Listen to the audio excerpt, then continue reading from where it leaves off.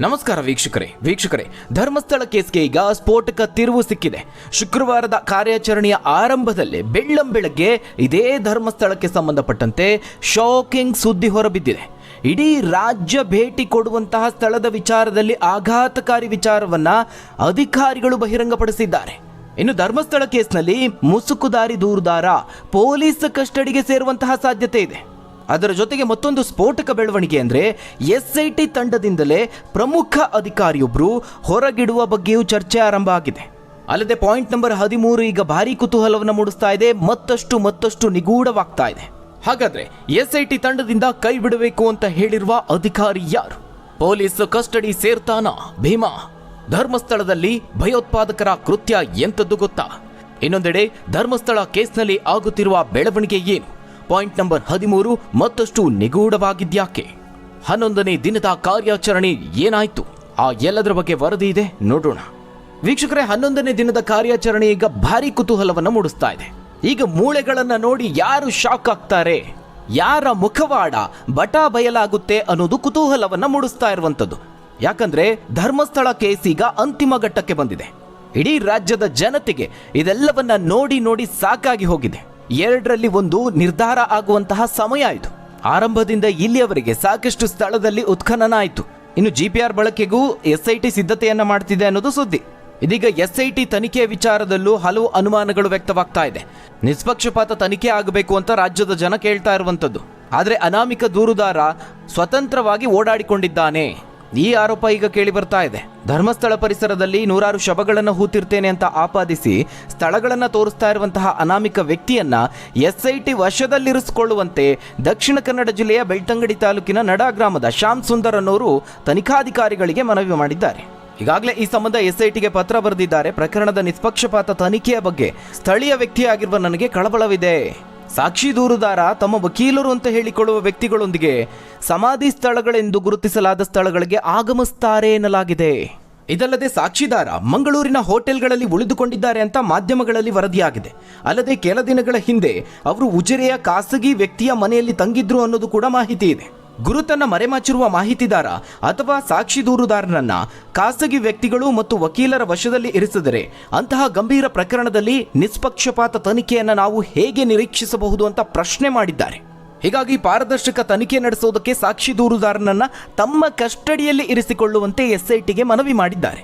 ಅಲ್ಲದೆ ಈ ಅರ್ಜಿಯನ್ನು ಈಗಾಗಲೇ SIT ತಂಡ ಸ್ವೀಕರಿಸಿದೆ, ಪರಿಶೀಲನೆ ಮಾಡಲಾಗುತ್ತದೆ ಅಂತ SIT ಮೂಲಗಳು ತಿಳಿಸಿವೆ. ಇನ್ನು ವೀಕ್ಷಕರೇ, SIT ತಂಡದ ವಿಚಾರವಾಗಿಯೇ ಮತ್ತೊಂದು ಸ್ಫೋಟಕ ಸುದ್ದಿ ಹೊರಬಿದ್ದಿದೆ. ವಿಶೇಷ ತನಿಖಾ ತಂಡದ IPS ಅಧಿಕಾರಿ ಜಿತೇಂದ್ರ ಕುಮಾರ್ ದಯಾಮ ಅವರನ್ನ SITಯಿಂದ ಹೊರಗಿಡಬೇಕು ಅಂತ ವಕೀಲ L ಸೂರ್ಯ ಮುಕಂದರಾಜ್ ಅವರು DGP ಅವರಿಗೆ ಪತ್ರವನ್ನು ಬರೆದಿದ್ದಾರೆ. ಅವರು ಮನವಿಯಲ್ಲಿ ಏನು ಉಲ್ಲೇಖ ಮಾಡಿದ್ದಾರೆ?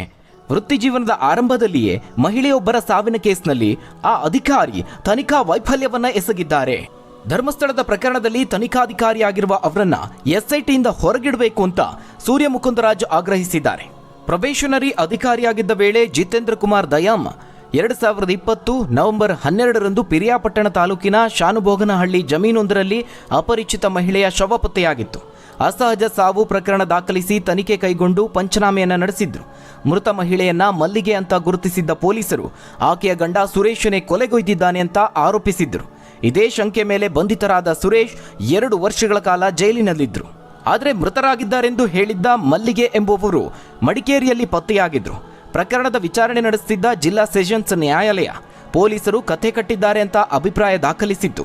ಆ ಪ್ರಕರಣದಲ್ಲಿ ತನಿಖಾಧಿಕಾರಿಗಳಾದ ಅಂದಿನ PSI BG ಪ್ರಕಾಶ್, IPS ಅಧಿಕಾರಿ ಜಿತೇಂದ್ರ ಕುಮಾರ್ ದಯಾಮ ಸೇರಿ ಇತರ ಪೊಲೀಸರ ವಿರುದ್ಧ ಇಲಾಖಾ ತನಿಖೆಗೆ ಆದೇಶಿಸಿದೆ ಅಂತ ಮನವಿಯಲ್ಲಿ ಸೂರ್ಯ ಮುಕಂದರಾಜ್ ಅವರು ವಿವರಿಸಿದ್ದಾರೆ. ಹೀಗಾಗಿ ಜಿತೇಂದ್ರ ಕುಮಾರ್ ದಯಾಮ ಅವರನ್ನ SIT ತಂಡದಿಂದ ಕೈಬಿಡ್ತಾರಾ ಅನ್ನೋದು ಈಗ ಅನುಮಾನ ಮೂಡಿಸಿದೆ.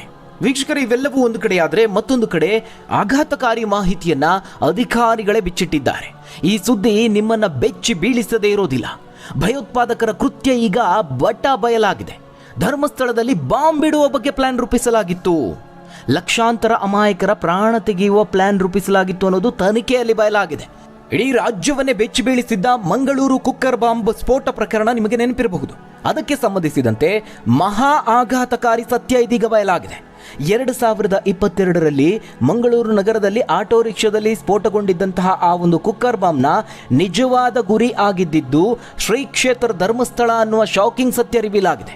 ವೀಕ್ಷಕರೇ, ಕಳೆದ 3 ವರ್ಷಗಳಿಂದಲೂ ಆ ಕುರಿತಾಗಿ ತನಿಖೆ ನಡೆಯುತ್ತಲೇ ಇದೆ. ಯಾಕಂದ್ರೆ ಭಯೋತ್ಪಾದಕರ ಜಾಲ ಒಂದೊಂದಾಗಿ ತೆರೆದುಕೊಳ್ತಾ ಇದೆ. ಆ ಮೊಹಮ್ಮದ್ ಶಾರಿಕ್ ಅನ್ನುವ ಭಯೋತ್ಪಾದಕ ನಮ್ಮ ರಾಜ್ಯದಲ್ಲೇ ಇದ್ದ. ರಾಜ್ಯದ ಜನತೆಯ ನಡುವೆನೇ ಇದ್ದು ಆತ ಸ್ಫೋಟಕಗಳ ಬಗ್ಗೆ ಪರೀಕ್ಷೆಯನ್ನು ಕೂಡ ನಡೆಸಿದ್ದ. ಆ ಸುದೀರ್ಘವಾದಂತಹ ತನಿಖೆಯಲ್ಲಿ ಈಗ ಒಂದೊಂದೇ ಸತ್ಯಗಳು ಬಯಲಾಗ್ತಾ ಇರುವಂಥದ್ದು. ಅದರಲ್ಲಿ ಧರ್ಮಸ್ಥಳವನ್ನು ಕೂಡ ಟಾರ್ಗೆಟ್ ಮಾಡಲಾಗಿತ್ತು ಅನ್ನೋ ಸ್ಫೋಟಕ ಸತ್ಯವನ್ನ ಈಗ ಜಾರಿ ನಿರ್ದೇಶನಾಲಯ ಅಂದ್ರೆ ಇಡಿ ತನ್ನ ತನಿಖೆಯಲ್ಲಿ ಬಯಲು ಮಾಡಿದೆ. ಆಕ್ಚುಲಿ ಈ ಪ್ರಕರಣದಲ್ಲಿ ಎಕ್ಸ್ಪ್ಲೋಸಿವ್ ಸಬ್ಸ್ಟೆನ್ಸ್ ಆಕ್ಟ್ ಅಡಿಯಲ್ಲಿ ಎನ್ಐಎ ಪ್ರಕರಣವನ್ನು ಕೈಗೆತ್ತಿಕೊಂಡು ತನಿಖೆ ನಡೆಸ್ತಾ ಇತ್ತು. ಇನ್ನು PMLA ಕಾಯ್ದೆ ಅಡಿ ಜಾರಿ ನಿರ್ದೇಶನಾಲಯ ತನಿಖೆಯನ್ನು ಕೈಗೊಂಡಿತ್ತು. ಕರ್ನಾಟಕದ ಧರ್ಮಸ್ಥಳ ಮಾತ್ರವಲ್ಲದೆ ಮೈಸೂರು, ಕೇರಳ, ತಮಿಳುನಾಡಿನಲ್ಲೂ ಕೂಡ IED ಬಾಂಬ್ ಇಡೋದಕ್ಕೆ ಪ್ಲಾನ್ ಅನ್ನು ಮಾಡಿದ್ರು. ರಾಜ್ಯದ ಲಕ್ಷಾಂತರ ಜನ ಭಕ್ತರು ಧರ್ಮಸ್ಥಳಕ್ಕೆ ಹೋಗ್ತಾರೆ.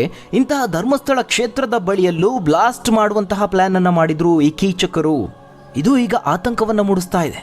ಈಗಾಗಲೇ ಧರ್ಮಸ್ಥಳ ಕ್ಷೇತ್ರದ ಕುರಿತಾಗಿ ಅಪಪ್ರಚಾರ ಮಾಡೋದಕ್ಕೆ ನಿಷೇಧಿತ PFI ಸಂಘಟನೆಯ ಬೆಂಬಲ ಇದೆ ಅನ್ನುವ ಆರೋಪನೂ ಕೂಡ ಕೇಳಿ ಬಂದಿದೆ. ಹೀಗಾಗಿ ಭಯೋತ್ಪಾದಕರ ಕೃತ್ಯದ ವಿಚಾರವಾಗಿಯೂ ಈಗ ಆತಂಕ ಮೂಡಿಸ್ತಾ ಇದೆ. ಅಮಾಯಕರನ್ನ ಬಲಿ ತೆಗೆದುಕೊಳ್ಳೋದಕ್ಕೆ ಈ ರಕ್ತ ಪಿಪಾಸುಗಳು ಯಾವ ರೀತಿಯಾಗಿ ಪ್ರಯತ್ನಿಸ್ತಿದ್ದಾರೆ ಅನ್ನೋದು ಬಟಾ ಬಯಲಾದಂತಾಗಿದೆ. ಈಗ ಧರ್ಮಸ್ಥಳದ ವಿಚಾರವಾಗಿಯೂ ಯಾವುದೇ ಸಾಕ್ಷ್ಯಾಧಾರ ಇಲ್ಲದೆ ಕೊಲೆ ಆಗಿದೆ, ಅತ್ಯಾಚಾರ ಆಗಿದೆ ಅಂತೆಲ್ಲ ಸುಳ್ಳು ಸುದ್ದಿಯನ್ನು ಹಬ್ಬಿಸಲಾಗ್ತಾ ಇದೆ. ಇಲ್ಲ ಸಲ್ಲದ ಆರೋಪ ಮಾಡಿ ಕುತಂತ್ರವನ್ನು ರೂಪಿಸಿ ದೂರುಗಳನ್ನು ಕೊಡಲಾಗ್ತಾ ಇದೆ. ಇದು ಕೂಡ ಸಾಕಷ್ಟು ಅನುಮಾನಕ್ಕೆ ಕಾರಣ ಆಗಿದೆ.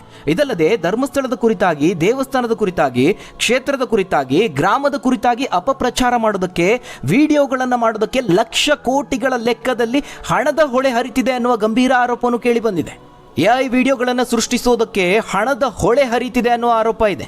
ಇದೆಲ್ಲ ಒಂದು ಕಡೆಯಾದ್ರೆ, ಇನ್ನು ಫೇಸ್ಬುಕ್ ಸೇರಿದಂತೆ ಇನ್ನಿತರ ಜಾಲತಾಣದಲ್ಲಿ ಜನರನ್ನ ಧರ್ಮಸ್ಥಳ ವಿರುದ್ಧ ಎತ್ತಿ ಕಟ್ತಿದ್ದಾರೆ ಅಂತ ಆರೋಪಿಸಿ ಸೌಜನ್ಯ ಪರ ಅಂತ ಹೇಳಿಕೊಂಡು ಹೋರಾಟಗಾರರಾಗಿ ಬಿಂಬಿಸಿಕೊಂಡಿರುವ ಗಿರೀಶ್ ಮೆಟ್ಟಣ್ಣನವರ್ ಮತ್ತು ಮಹೇಶ್ ಶೆಟ್ಟಿ ತಿಮರೋಡಿ ವಿರುದ್ಧ ಬೆಳ್ತಂಗಡಿ ಠಾಣೆಯಲ್ಲಿ ದೂರು ದಾಖಲಾಗಿದೆ.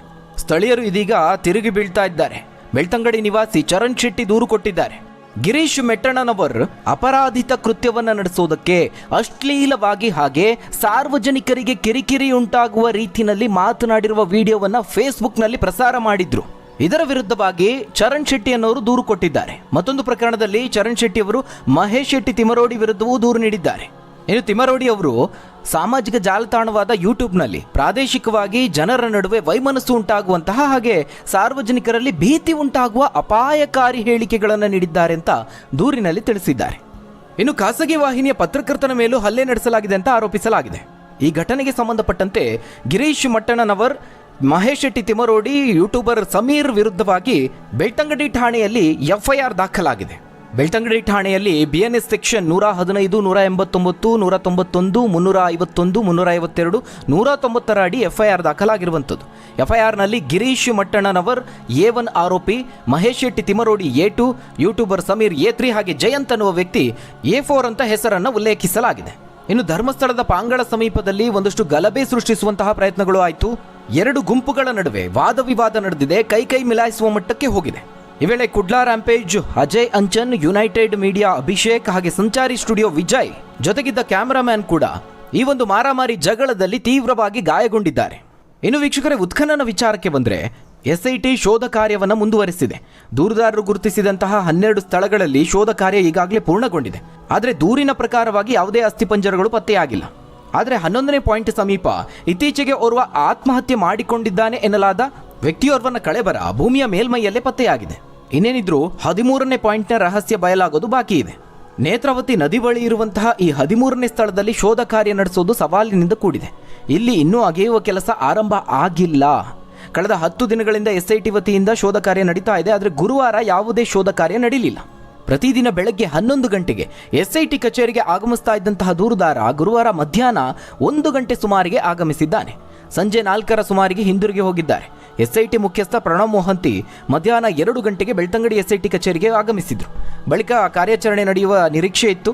ಆದರೆ ಸಂಜೆವರೆಗೂ SIT ಕಚೇರಿಯಲ್ಲಿ ಸಭೆ ನಡೆಸಲಾಗಿದೆ. ಬೇರೆ ಯಾವುದೇ ರೀತಿಯ ಪ್ರಕ್ರಿಯೆಗಳು ನಡೆದಿಲ್ಲ.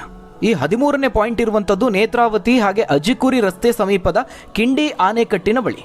ಇದು ಅತ್ಯಂತ ಸೂಕ್ಷ್ಮ ಸ್ಥಳ. ಸಮೀಪದಲ್ಲೇ ಕಿಂಡಿ ಆಣೆಕಟ್ಟು ಇದೆ, ವಿದ್ಯುತ್ ಪರಿವರ್ತಕ ಲೈನ್ ಕೂಡ ಇದೆ. ಇಲ್ಲಿ ಶೋಧ ಕಾರ್ಯವನ್ನು ಮಾಡುವುದು ಕಷ್ಟಕರವಾದಂತಹ ಕೆಲಸ. ಇದುವರೆಗೂ ಈ ಸ್ಥಳದಲ್ಲಿ ಶೋಧ ಕಾರ್ಯಕ್ಕೆ ಯಾವುದೇ ಪೂರ್ವ ತಯಾರಿಗಳನ್ನು ನಡೆಸಲಾಗಿಲ್ಲ. ಪೊಲೀಸರು ಈ ಸ್ಥಳದಲ್ಲಿ ಪಹರೆ ನಡೆಸ್ತಾ ಇದ್ದಾರೆ. ಗುರುತಿಸಲಾದ ಸ್ಥಳದಲ್ಲಿ ಟೇಪ್ ಸುತ್ತಿ ಸಂಖ್ಯೆಯನ್ನು ಕೂಡ ನೀಡಲಾಗಿದೆ. ಆದರೆ ಇಲ್ಲಿ ಯಾಕೆ ಇನ್ನೂ ಶೋಧ ನಡೆಸಿಲ್ಲ ಅನ್ನೋದು ಮಾತ್ರ ನಿಗೂಢವಾಗಿದೆ. ಒಟ್ಟಾರೆಯಾಗಿ ಆರೋಪ ಪ್ರತ್ಯಾರೋಪಗಳ ನಡುವೆ ಸತ್ಯಾಂಶ ಎಲ್ಲರಿಗೂ ಗೊತ್ತಾಗುವಂತಹ ಸಮಯ ಬಂದೇ ಬಿಟ್ಟಿದೆ. ಹಾಗಾದರೆ ವೀಕ್ಷಕರೇ, ಈ ಬಗ್ಗೆ ನೀವೇನಂತೀರಾ? ಭಯೋತ್ಪಾದಕ ಕೃತ್ಯಕ್ಕೂ ಕೂಡ ಸಂಚು ನಡೆಸಲಾಗಿತ್ತು ಅನ್ನುವ ಮಾಹಿತಿ ಹೊರಬಿದ್ದಿದೆ. ಮೊಹಮ್ಮದ್ ಶಾರಿಕ್ ಅನ್ನುವ ಭಯೋತ್ಪಾದಕನ ಕೃತ್ಯದ ಬಗ್ಗೆ ನೀವೇನಂತೀರಾ? ನಿಮ್ಮ ಅನಿಸಿಕೆ ಅಭಿಪ್ರಾಯಗಳನ್ನು ಕಮೆಂಟ್ ಮೂಲಕವಾಗಿ ತಿಳಿಸಿ.